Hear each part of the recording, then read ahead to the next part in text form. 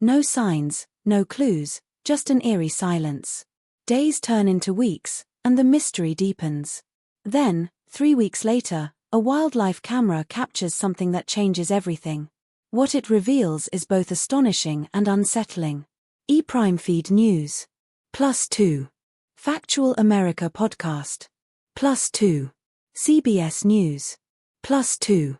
This isn't just another missing persons case. It's a story that delves into the unknown, exploring the boundaries between reality and the inexplicable. It's about a family's disappearance that baffles authorities and a discovery that challenges our understanding of the wilderness. E-Prime Feed News. +5. Wikipedia. +5. Factual America Podcast. +5. You're about to embark on a journey into the heart of this mystery. Stay with me, because the truth is stranger than fiction, and it's waiting to be uncovered. As we delve into this story, you'll encounter strange behaviors, unexplainable events, and a twist that will leave you questioning what you thought you knew. This isn't just a tale of a missing family, it's a journey into the unknown, where every revelation leads to more questions. So, buckle up. The truth is out there, and it's more bizarre than you can imagine. Keep watching, because the answers are just around the corner. As the days passed without any word from the family, the authorities intensified their search efforts. They combed through the dense forests of Bandipur, scoured nearby villages, and even enlisted the help of local trackers familiar with the terrain. Despite their best efforts, there was no sign of the missing family. Rumors began to circulate, with some suggesting that the family had been abducted by creditors, while others speculated that they had staged their own disappearance to escape mounting debts. The police, however, remained tight-lipped, offering no official statements to either confirm or deny these theories. The Indian Express. +2. News Karnataka. +2. At Mathrubi. +2. The Indian Express. Then, 3 weeks later, a breakthrough came from an unexpected source. A wildlife camera, installed by researchers to monitor the local fauna, had captured footage of the missing family. The images were grainy and unclear, but they showed figures resembling the missing family members in the dense underbrush of the forest. This discovery reignited the investigation, leading to renewed searches in the area where the footage was taken. However, despite the promising lead, the family remained elusive. The footage from the wildlife camera raised more questions than answers. Why had the family ventured so deep into the forest? Had they been forced to go there, or had they chosen to disappear voluntarily? The images showed them moving cautiously, as if aware of being watched, adding to the mystery. Experts analyzed the footage, but the quality was too poor to provide definitive answers. As the investigation continued, more details about the family's background emerged. Nishonath, the father, had been under significant financial pressure due to mounting debts. Some close to the family suggested that he might have been trying to escape his creditors. Others believed that the family had been abducted, possibly by individuals seeking to settle scores. The police, however, maintained that all possibilities were being considered and urged the public to remain patient as they worked to uncover the truth. At Mathrubi. +3. At Mathrubi. +3. News Karnataka. +3. The case took another twist when a local resident reported hearing strange noises coming from the forest around the time the family was believed to have gone missing. The noises were described as unsettling, but when authorities investigated, they found no evidence to support the claim. This report added to the growing sense of unease surrounding the family's disappearance. As weeks turned into months, the case began to fade from the public eye. The family's disappearance remained unsolved, and the once active search efforts dwindled. However, the mystery lingered, with many questions still unanswered. Had the family been victims of foul play, or had they chosen to vanish on their own? The truth remained elusive, leaving behind a trail of speculation and intrigue. In the end, the disappearance of the family near Bandipur remained one of the most perplexing mysteries in recent memory. Despite extensive investigations and numerous theories, the truth about what happened to them remained a mystery. The case serves as a reminder of the complexities and uncertainties that can surround missing persons cases, and the challenges faced by those seeking to uncover the truth. As the investigation into the family's disappearance deepened, unexpected obstacles began to surface, complicating the search for answers. The authorities had initially believed that the family's sudden departure from the resort was linked to financial troubles, particularly after discovering that Nishonath had used a fake Bruhat Bengaluru Mahanagara Parlike (BBMP) ID to book their stay. This revelation suggested that he might have been attempting to evade creditors, adding a layer of complexity to the case. However, as the days passed, new developments began to cast doubt on this theory. Hindustan Times. +5. https://www.oneindia.com. +5. The Indian Express. +5. One of the most perplexing aspects of the investigation was the disappearance of a crucial piece of evidence. A wildlife camera, positioned in a secluded area of the Bandipur forest, had captured footage of the missing family shortly after their disappearance. This footage was considered vital in understanding their movements and possibly uncovering what had happened to them. Yet, when investigators attempted to retrieve the footage, the camera was found to be missing, leaving behind only the mounting bracket and a tangle of wires. The disappearance of the camera raised suspicions of foul play and suggested that someone was actively trying to hinder the investigation. Adding to the mystery, a local resident came forward with a startling claim. They reported hearing strange noises emanating from the forest around the time the family was believed to have gone missing. The noises were described as unsettling, but when authorities investigated, they found no evidence to support the claim. This report added to the growing sense of unease surrounding the family's disappearance, leaving investigators to wonder whether the noises were a figment of imagination or a genuine clue that had been overlooked. As the investigation progressed, it became evident that there was more to the family's background than initially thought. Nishonath's financial troubles were more severe than first reported. He had accumulated significant debts from various sources, including moneylenders and banks, and was under immense pressure to repay them. Some close to the family suggested that he might have been trying to escape his creditors, while others believed that the family had been abducted, possibly by individuals seeking to settle scores. The police, however, maintained that all possibilities were being considered and urged the public to remain patient as they worked to uncover the truth. At Mathrubi, the case took another twist when a local resident reported hearing strange noises coming from the forest around the time the family was believed to have gone missing. The noises were described as unsettling, but when authorities investigated, they found no evidence to support the claim. This report added to the growing sense of unease surrounding the family's disappearance. As weeks turned into months, the case began to fade from the public eye. The family's disappearance remained unsolved, and the once active search efforts dwindled. However, the mystery lingered, with many questions still unanswered. Had the family been victims of foul play, or had they chosen to vanish on their own? The truth remained elusive, leaving behind a trail of speculation and intrigue. In the end, the disappearance of the family near Bandipur remained one of the most perplexing mysteries in recent memory. Despite extensive investigations and numerous theories, the truth about what happened to them remained a mystery. The case serves as a reminder of the complexities and uncertainties that can surround missing persons cases, and the challenges faced by those seeking to uncover the truth. Just when it seemed like the trail had run cold and the silence surrounding the family's disappearance had become the new normal, a secondary storyline emerged that shattered the fragile calm and reignited the public's obsession with the case. It began quietly, almost unnoticeably, when a former co-worker of Nishonath's, an IT consultant from back in his Bangalore days, contacted investigators with a disturbing revelation. He claimed that just days before the family's trip to the mountains, he had received an encrypted message from Nishonath through a shared, now-defunct cloud account they once used for freelance projects. The file was titled with a meaningless string of numbers, but when opened, it contained a scrambled video message, glitchy and barely audible, where Nishonath appeared pale, almost fearful, and spoke in fragmented phrases about being followed, about someone watching his family, and that the forest is the only place they won't look.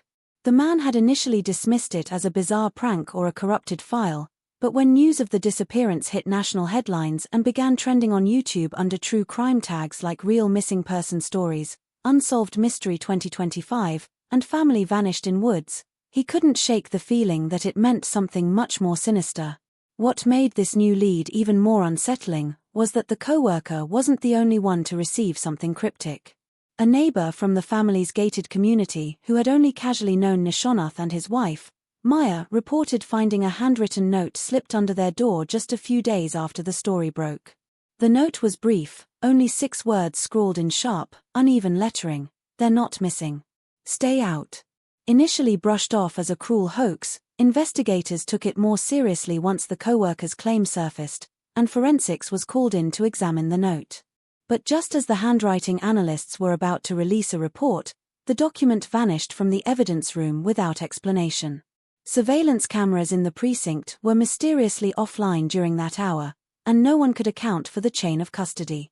It was a moment that shook even the most seasoned officers and made national news under trending tags like police cover-up and evidence tampering mystery. For the public, the case had transformed from a tragic disappearance into something tangled in possible conspiracy, and viewers online began speculating about hidden enemies, secret lives, and connections that stretched far beyond a simple family getaway gone wrong. But it wasn't just outsiders who started to raise questions. A deeper dive into Maya's past began to unearth troubling patterns that had previously gone unnoticed. She had once been involved in a non-profit that, on the surface, focused on environmental advocacy but had later been investigated for misappropriating funds and suspected connections to a fringe eco-activist group. While no charges were ever filed and Maya had quietly stepped away from the organization, her association with it raised eyebrows. Could the family's retreat to a protected mountain forest have been more than just a vacation? Was it possible they weren't running from something, but running toward something or someone? A former associate of Maya's, speaking under the condition of anonymity, hinted that she had expressed fear in recent months over being watched, particularly after reconnecting with old contacts. When asked by reporters if this was connected to the family's disappearance, the man declined to comment further.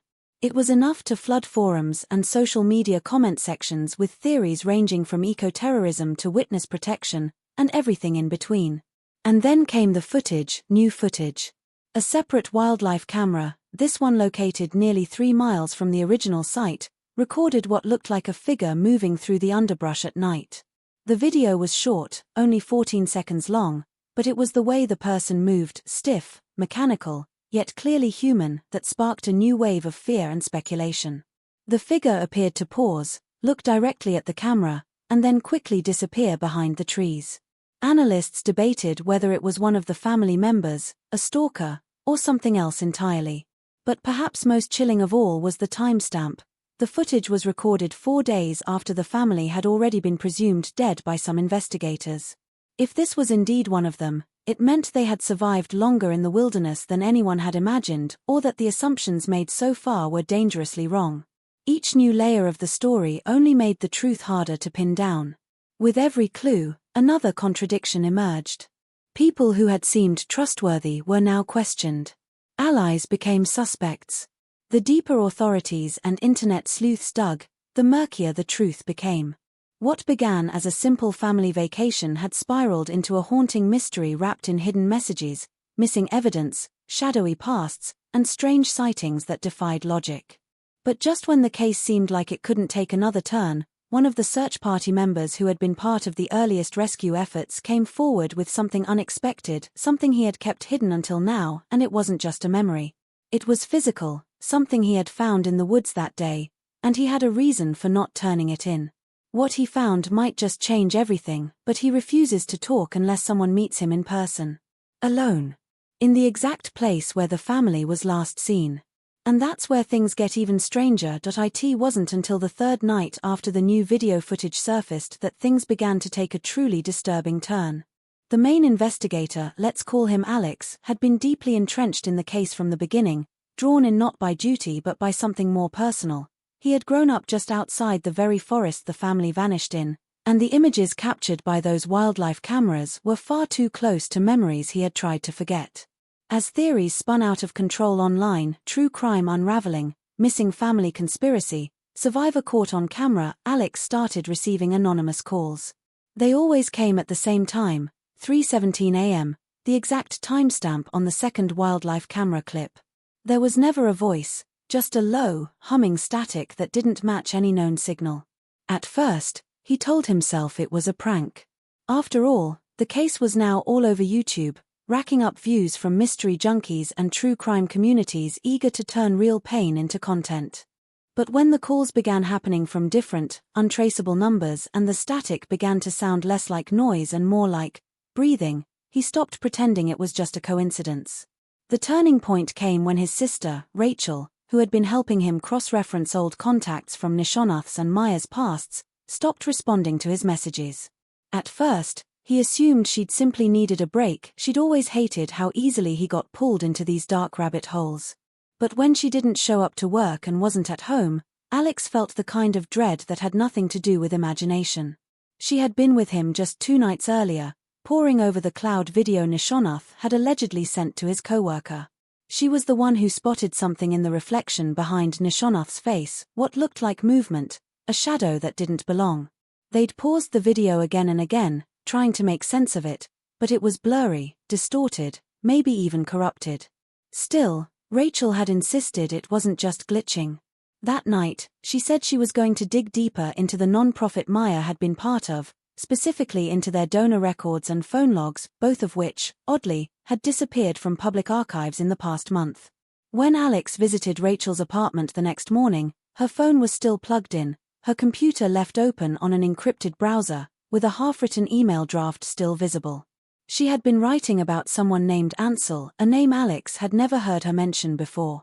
In the email, she wrote that she thought this person wasn't who he claimed to be, that he had approached her weeks earlier after one of her Reddit posts about the Bandipur family went viral under the thread "Where is the Forrest family?" He claimed to be a journalist. But the last line she wrote chilled Alex to his core. He knows what happened in the woods. But I don't think he ever left them. The email was never sent. Her apartment showed no signs of struggle. But her laptop's webcam had a piece of tape peeled off, like someone had removed it intentionally. That night, Alex barely slept. Paranoia crept into every corner of his mind. He began noticing strange vehicles parked across the street that never seemed to move, and familiar faces he couldn't quite place hanging around his local coffee shop. Was it all in his head, or had he stumbled into something bigger than a missing persons case? When he finally returned to the police station to update his colleagues on Rachel's disappearance, he found his access credentials had been revoked from the case files. His name was no longer listed on the active team roster. No one could explain why. One officer, a junior tech guy he barely knew, pulled him aside and whispered, "They told us you'd been transferred. That you requested it." Alex hadn't. Feeling trapped, Alex returned home, desperate to make sense of anything, to find some thread to pull. That's when he noticed the envelope slid under his door. No return address. Just a plain, unmarked envelope with no handwriting. Inside was a single, printed photo. Grainy. Taken at night. It was him, standing just outside the forest's edge, flashlight in hand, from a search he had joined 2 weeks earlier. The photo had been taken from within the woods, looking out. Someone had been watching him. On the back of the photo, in thick black ink, were 4 words, "You're asking too much." At that moment, something broke in him, not panic, but a deeper fear, the kind that isn't loud or dramatic but sits in your chest like a stone. It wasn't just the family that had vanished into that forest. It was something else. Something no one could name, because no one was supposed to find it. And yet he couldn't stop. Even as his own life began to unravel, his job, his family, his sense of reality, he knew the only way forward was deeper into the dark. But now the question wasn't just what happened to the family. It was who was making sure the truth stayed buried, and why he felt like he had seen all of this before. For days, Alex spiraled between disbelief and obsession, chasing dead ends and watching the shadows around him thicken. But everything changed on a grey Thursday morning when he received an anonymous delivery that shook the very foundation of the mystery. A weathered manila envelope had been left on the hood of his car, no postage, no handwriting, just his name, typed on a sticky label in all caps. Inside, he found what looked like photocopied medical records, scans, lab results, and a single intake form dated nearly 6 years ago. It was for a patient named Maya Srinivasan. The form was from a private psychiatric clinic located just outside Asheville, North Carolina, far from Bangalore, far from the mountain resort, and far from anywhere the case had touched so far. The dates didn't make sense. According to every piece of public information, Maya had been living in India for the last decade, raising her children and working with her NGO. Yet here was documented proof that she had spent 6 months in inpatient care under a different name, Maya SRAO, for severe delusional disorder and post-traumatic stress. The trigger event listed in the form: survivor of isolated incident involving mass disappearance. That's when Alex's hands started to shake.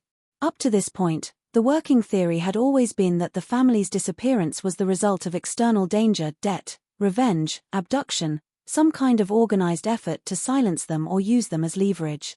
But now, the picture blurred.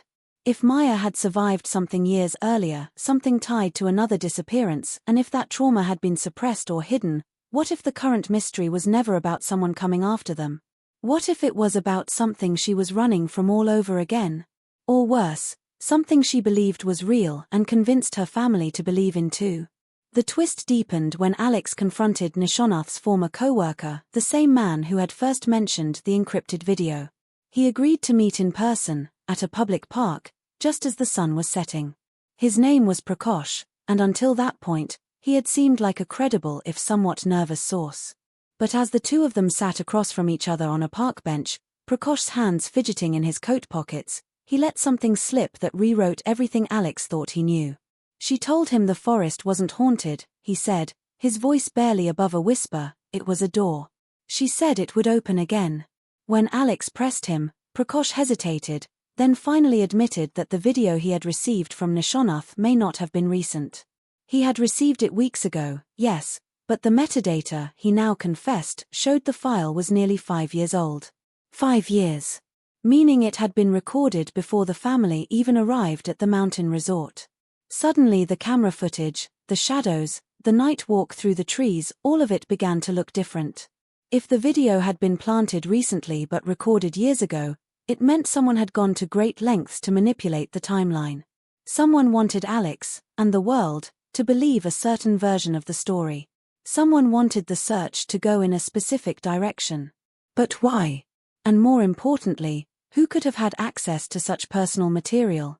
As the panic mounted, Alex returned to his apartment only to find the locks had been changed. His name wasn't on the buzzer anymore. His calls to the property manager went unanswered. And taped to the door, in the exact spot where Rachel's mysterious photo had been left, was another envelope. This time, it was lighter. Only one item inside: a glossy, printed photo of Maya, standing in what appeared to be a hospital corridor, hair pulled back, hands shaking, staring straight into the camera with a look that could only be described as dread. On the back of the photo, a note written in the same thick black marker: "She told the truth. You ignored it." Alex realized with horror that everything he thought he knew, the missing family, the silent woods, even his own sister's disappearance, was not only connected, but woven into something much deeper. Not a crime in the traditional sense. Not even a conspiracy. But a buried event, an unspeakable experience that Maya had spent years trying to escape and that someone, some force, was now dragging into the light. The signs had been there, hidden in subtle language, in her affiliations, in the stories that had been discredited. There had been another disappearance years ago. No bodies. No evidence. Just silence. And Maya had lived through it. Somehow.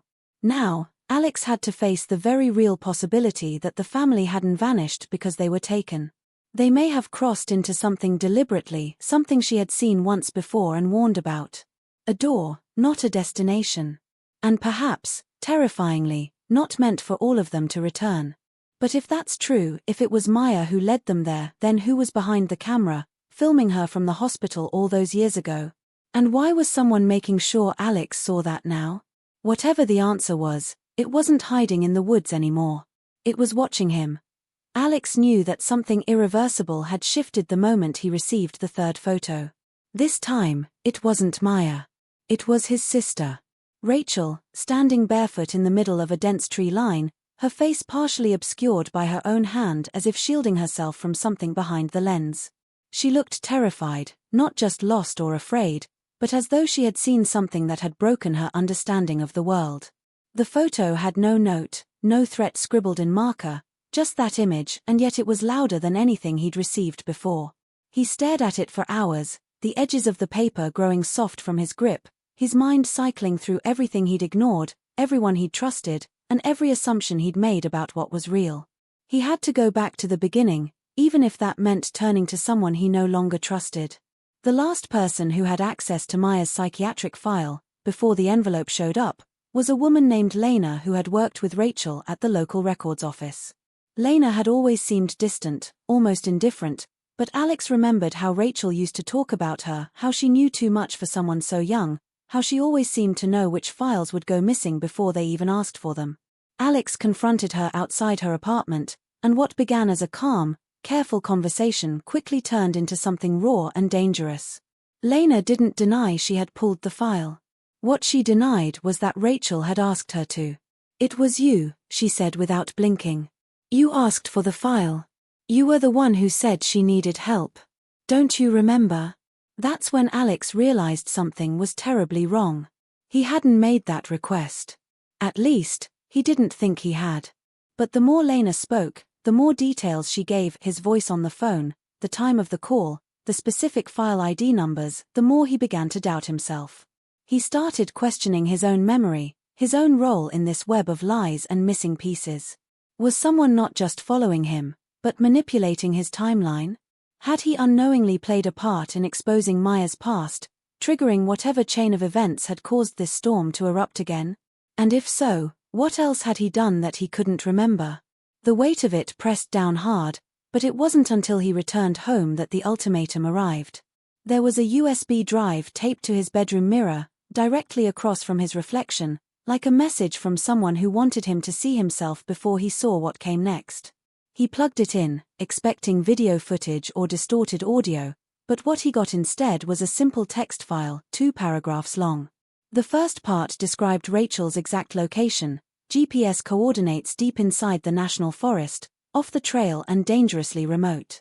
It warned that she was still alive, but time was running out. The second part was a condition: Alex must stop all investigation immediately.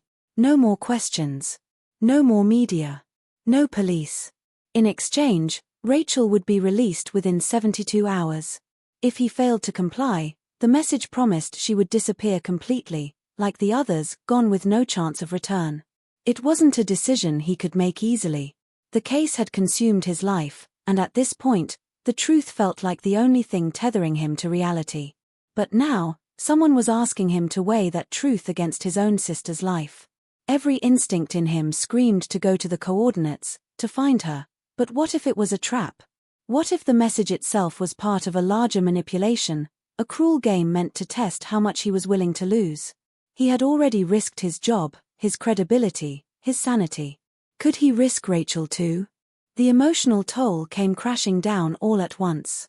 He remembered their childhood in North Carolina, the camping trips in the Blue Ridge Mountains, how Rachel had always been the braver one, the one who laughed when they thought they saw shadows moving in the trees, the one who never looked away. And now she was out there, possibly hurt, possibly worse, and he was being told to do nothing. To sit and wait and trust whoever had orchestrated this entire nightmare. Alex stood in his living room, torn between paralysis and action, his thoughts spiraling. The case was no longer about the family who vanished. It wasn't even about Maya. It was about the people watching, the ones who had rewritten the narrative from the shadows, who had stolen time and twisted facts until even Alex couldn't recognize what was real anymore. Someone had been controlling the story, and now they were controlling him. The question that now haunted him wasn't just whether he could save his sister, but whether doing so would bury the truth forever. And worse still, if he chose to pursue the truth instead, would that be the last choice he'd ever make? The clock was ticking, and whatever he decided, there would be no turning back. The forest was unnervingly silent as Alex stepped past the last GPS coordinate marker, each footfall swallowed by the damp underbrush and curling mist that clung to the trees like cobwebs. He had come alone, against every rational instinct, with only a flashlight, a folded paper map, and a desperate sense that this was it, the end of the mystery, the final descent into whatever truth had been waiting all along. His phone had lost signal hours ago, and even the stars above seemed to dim as he crossed a narrow ravine into a part of the woods the rangers had long stopped patrolling. The place felt untouched, forgotten, as if time had folded in on itself here. Every crack of a twig underfoot sounded too loud, like the forest was holding its breath, listening to his every move. Then he saw her, Rachel, barefoot and dazed, standing at the base of a twisted tree with a strange black symbol carved deep into its trunk. Her eyes were glassy, not panicked or afraid, but distant, almost as if she'd been drugged or hypnotized. But before he could call out, a figure stepped from the shadows behind her. It was a man Alex recognized instantly, Prakash, Nishonath's former co-worker, the same man who had claimed to receive the corrupted video. Except now, there was no trace of the nervous, stammering persona he had played. He stood confidently, calmly, like someone who had been waiting a long time for this moment. And then, in a voice that sent ice crawling down Alex's spine, he said, "I told you she wasn't missing. You just didn't want to see what she really was." Everything in that moment shattered. Alex's mind reeled back through every clue, every contradiction, every carefully placed breadcrumb that had brought him here. The videos, the photos, the psychiatric records, they hadn't been planted randomly. They had been arranged, orchestrated. A story written and rewritten to control what Alex believed, to keep him chasing ghosts instead of seeing what was right in front of him. Prakash explained that Maya had never just stumbled into something she couldn't understand, she had been part of it. Years ago, she had been recruited into a fringe group conducting unsanctioned psychological experiments in remote environments. They believed certain isolated forests, untouched by modern technology, could act as emotional conduits, places where trauma, memory, and identity could be manipulated. The forest wasn't haunted. It was reactive. It remembered. And it responded. Maya had been a subject, a survivor. And when she left the program and tried to start over, she took something with her. Not a secret. A phenomenon. A pattern. The family's trip had never been random. Nishonath had believed they were going off-grid to escape his financial ruin. In reality, Maya had returned willingly to prove something. Or perhaps, to release it. Prakash had been one of the researchers. So had Lena. Even Rachel, unknowingly, had been roped in through her work in data records, feeding information back to the group as they tracked how far Maya's influence had spread. Now Alex stood at the edge of it all, facing the person who had built this labyrinth of manipulation. Prakash revealed that Alex had been chosen because of his connection to the forest, because of the trauma he had suppressed from childhood, something he had never fully understood. A camping trip when he was 10, when another group of hikers had gone missing and he'd been found alone, days later, with no memory of what happened. The forest had marked him then. This wasn't the first time he'd been here. But then came the final twist, one that unraveled everything. Rachel stepped forward, still distant but conscious now, and said, "You brought me here, Alex. You asked me to remember." At first, he thought she was confused. But then she handed him a photo he had never seen yet knew intimately. It showed the two of them as children, standing in front of the same tree with the same carved symbol. Only now, there was a third figure in the background, barely visible, cloaked in shadow. It was Maya. She had been there all along. Suddenly the truth wasn't just about what happened to the missing family. It was about a cycle. A recurrence. A loop that people like Maya and Alex had been caught in without knowing. The forest didn't just respond to trauma, it echoed it. It recorded it. And now it was trying to rewrite it. Prakash gave Alex a final choice: walk away, let the research continue, and Rachel would be freed with no memory of what had happened.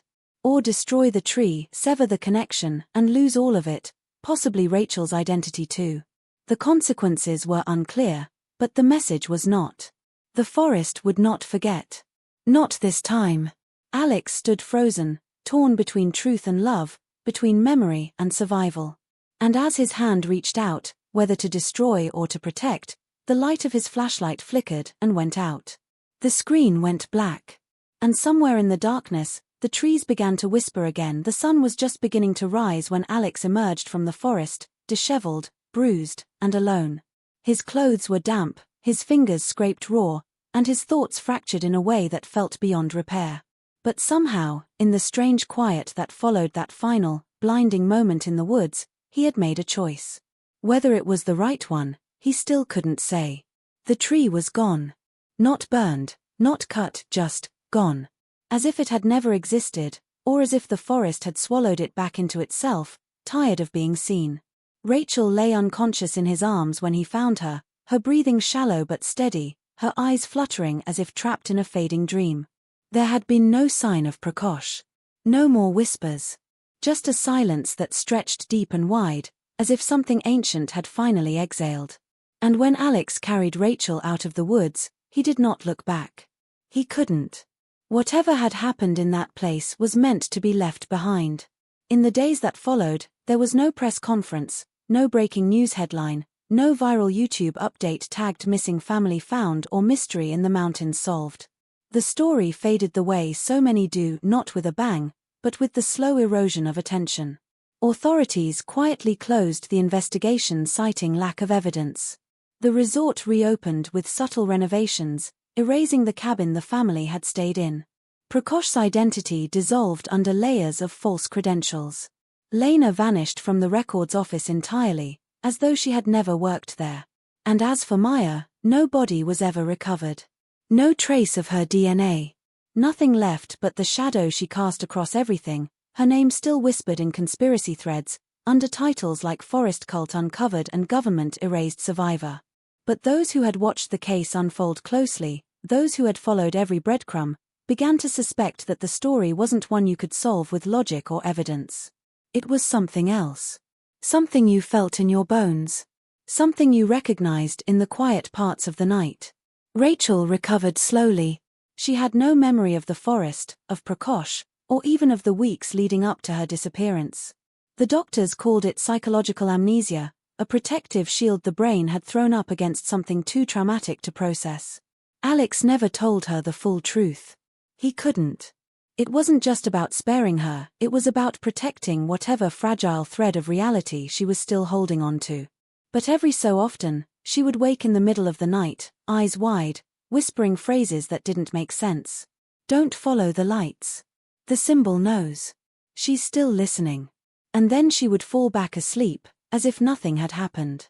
Alex kept a notebook of those moments, even though he never knew what to do with them. He stopped working with law enforcement. Stopped digging.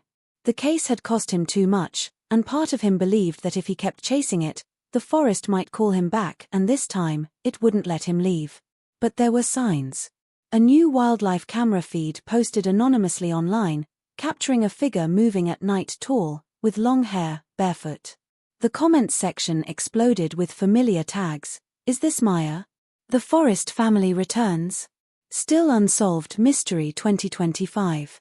Alex watched the clip in silence, feeling the same pull he had once sworn to resist. Maybe it was her. Maybe it wasn't. But what struck him more than the figure was the location. It wasn't the mountain trail. It was the edge of a different forest, one several states away. And carved into the trunk of a nearby tree was a symbol, one he had seen before, burned into his memory forever. He closed the laptop slowly, pressing his palms together as he stared at the screen gone black. This wasn't over.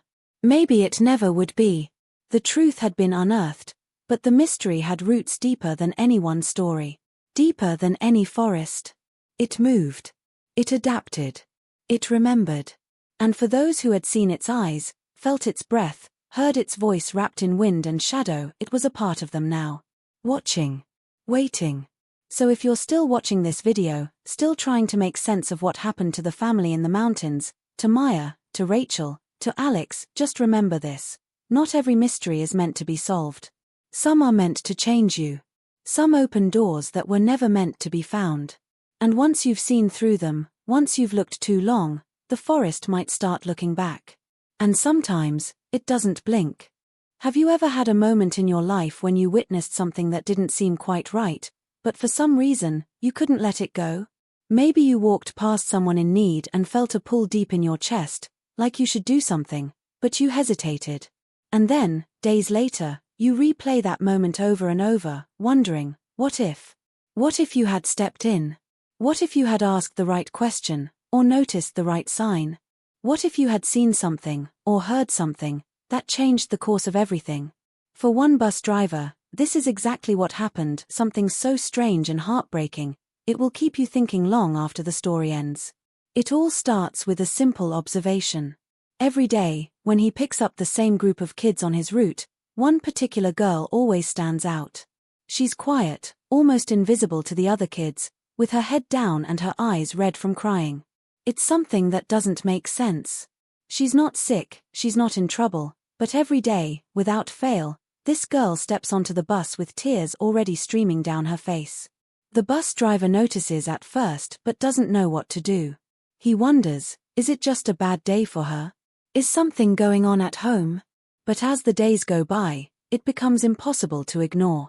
Now, I know what you're probably thinking. You're probably asking yourself, why didn't he do something?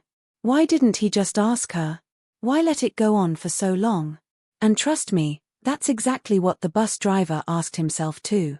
But the truth is, sometimes, as much as we want to help, we're stuck in that uncomfortable space where we don't want to overstep. We don't want to come off as too forward, or as someone who's nosy. But for this bus driver, something eventually clicked, and he decided to act.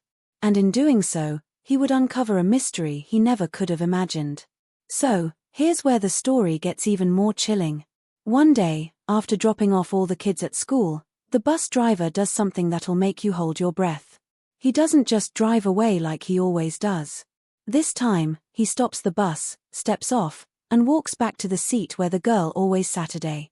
And when he looks underneath it, something catches his eye. Now, before you jump ahead in your mind, let me stop you right there. The answer to this mystery isn't something you're going to guess. It's not something that's obvious, and it's not something you could even begin to imagine. It's going to shock you, and it's going to make you rethink what you thought you knew about the world and the people around you. But here's where it gets even more intense. The more the bus driver uncovers, the deeper this story goes. And every step he takes, he finds more and more layers to a situation that seemed simple, but turns out to be anything but. It's almost as if someone has been playing a game, and the bus driver just became part of it, whether he wanted to or not. So, the big question is, what did he find under that seat? Why did that girl cry every single day? And why did she hide it from everyone? I'm telling you, as you watch, the mystery will unfold in ways you wouldn't believe. And by the end of it, you're going to be asking yourself the same thing we all did: how could I have missed this? The deeper you get into this story, the more questions you'll have, and the more you'll start connecting the dots. Trust me, you do not want to miss what happens next. This isn't just about a bus driver and a crying girl, it's about uncovering the hidden truths behind the things we ignore in our daily lives. It's about how sometimes, the most important moments are the ones we don't see until it's too late. So, keep watching, because what happens next will leave you speechless. As the bus driver stood there, staring at the seat where the girl had been sitting, the weight of his decision to look underneath began to sink in. He hadn't expected to find anything. After all, this wasn't the first time he had been concerned for a student. Over the years, he'd witnessed a variety of behaviors: kids who were quiet, kids who were acting out, kids who simply seemed to have a bad day. It was part of his routine. But something about this girl, Emma, was different. She was always on the verge of tears, her eyes red and swollen, her posture slouched as though the weight of the world was on her small shoulders. It had started innocently enough, with the bus driver dismissing it as just another child going through a phase. But as the days turned into weeks, the bus driver couldn't shake the feeling that there was something more. Something he wasn't seeing.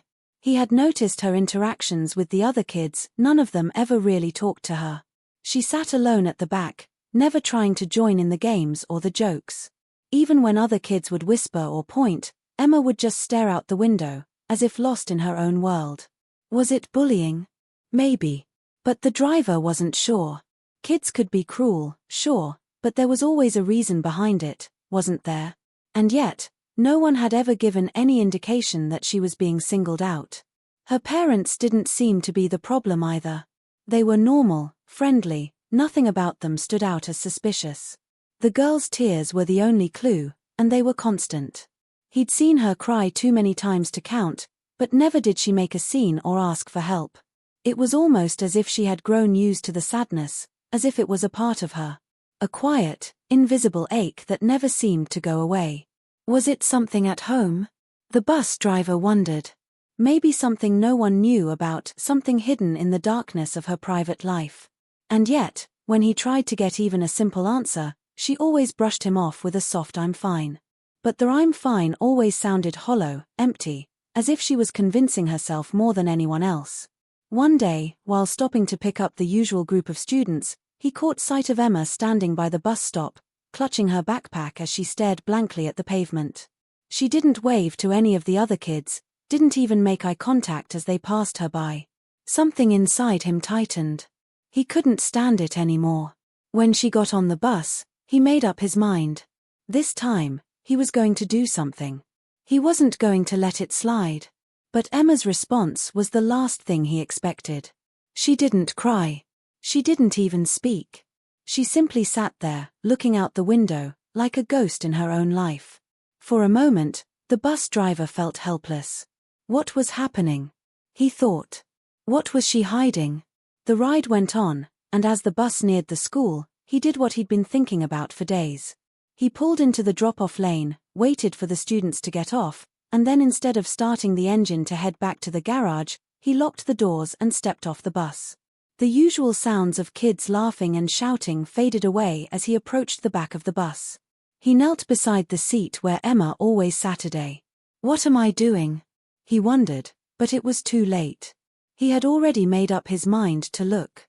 As he lifted the seat, something strange caught his attention, a small, folded piece of paper. His heart raced. What was this? He reached out and unfolded it.